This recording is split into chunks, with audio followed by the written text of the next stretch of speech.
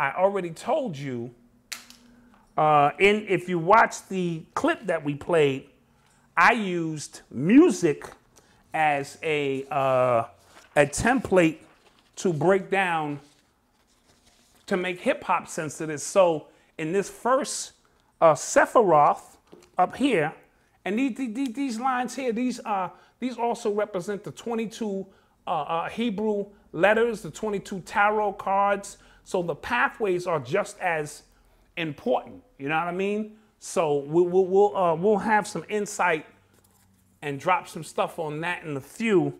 So I put Negro spirituals, all right? We'll just put it over here, all right? As the first Sephiroth. So we'll call that Sephiroth number 1. As we came here to America, right? And we were converted over into Christianity. And they gave us the Bible. And we began to bring our African traditions with us and morph them into this Christian reality, or this basis of Christianity that was we were indoctrinated into it. The first form of music was the Negro spirituals. All right? So, way in the water, swing low, sweet. And these songs were said to also have been coded with certain messages for those who were attempting to escape. Way in the water meant stay in the water. Don't be on the land where the dogs can catch you. Make your way through the water. And there were maps and other aspects of the Underground Railroad. Even they say by the way they braided our hair. You know what I mean? The ancestors would braid our hair, and then our hair would be these maps. So those are some of the folk tales told by, our ancestors of how they morphed into what became, gospel. We'll call that the second piece. A more refined aspect of Negro spirituals. You know what I mean? God's spell. You know what I mean? So again, you're still dealing with the God realm, so it's still dealing with this realm here.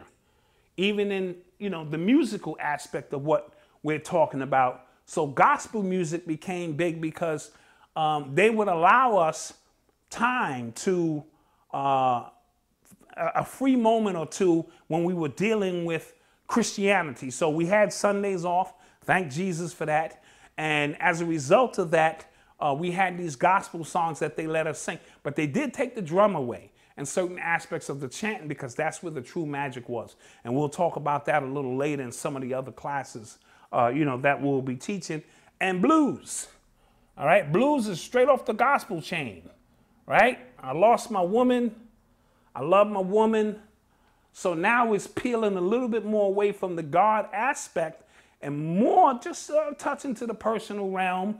But that blues is dealing, with more of a sad aspect, but still a personal life aspect of what we were into or getting into. My fourth is jazz. All right. This is not an exact science. There are so many more forms of music. Boogie woogie, scat, the ensemble bands, and that didn't make the Sephiroth, but we could put them in terms of the pathways. So there's so many different more. I'm just trying to use 10 general forms of music, and we know that jazz coming out of New Orleans, dealing with those in the French quarters, our brothers and sisters who still were connected to a lot of the Haitian and African traditions, began to manipulate these horns in a way that brought about a language that was spiritual in itself. So we're still dealing with spirituality through this tree of life that I'm breaking down here. Funk, we got to deal with the funk, baby. All right? Now we're moving more into the soul realm, as you can see. So these three Sephiroth here are more of the God realm because, Christ and our understanding of God in the Christian sense, our music became manifest. Now we're moving into the second, the middle plane of this existence, and that's going to be based on the soul, all right? And the rock, which we know Jimi Hendrix and a few others are the true architects of rock, a more aggressive form of funk music using electric guitars and again, making manifest what is unseen or unheard, heard. So even, because all of this comes out of the mind and the spirit of each individual. So the way this tree of life would manifest for Jimi Hendrix may be different the way somebody else it would manifest for them based on which path of the tree of life they were resonating. They may have been coming all down this side and then music was more aggressive, might have been coming down this side more feminine or a balance of the two. But remember, all art form is dealing with the unseen, right? Or the unheard, either or, unheard, made manifest. And I speak a lot about those who don't have access to the higher realms of their magic have to wait here for us to deliver the goods, and then they market and consume and make it, for consumer consumption. You know what I mean? So they take advantage of what we bring back from these higher realms of existence. So only the gods and those who can perform the magic through their art have the ability to go up and bring it back down. And that's who we're talking about in this specific piece here. I'm going to say, okay, I kind of skipped one, R&B, right? R&B is actually before rock, but for the sake of this, so let's say, let me move this. Let's say R&B, right? Al Green and these guys rock all around the same time, you know what I mean? And that R&B, of course, was us moving away from the Christian aspect, defying our parents, because a lot of the R&B singers came directly out of the church.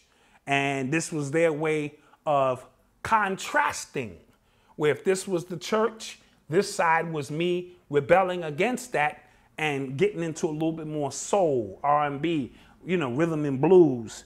And so then my seventh, okay, I am all over the place with this, right? So let me correct this, all right? Because I want to make sure I get this how I had it written down. The fourth was jazz. Okay, so we're good with that, right? Number 5 I put as R&B. Number 6 I said was rock. Number 7, funk. Okay? And number 8 was reggae. And reggae is important because, again, it's our brothers and sisters dropped off a different place than we were when we're talking about the slave situation, and they had their own variation. And this is important because no reggae, no hip hop. So as we begin to lay this out and I get down to Malkuth, the kingdom of what hip hop became, reggae was a critical, because Kool Herc, Africa Bambaataa, and Flash are all of Jamaican descent or Caribbean descent. And we call those the 3 who began hip hop. All right? In terms of the 3 DJs we speak about, there were plenty of DJs involved. All right? But we speak of 3 just as a reference point.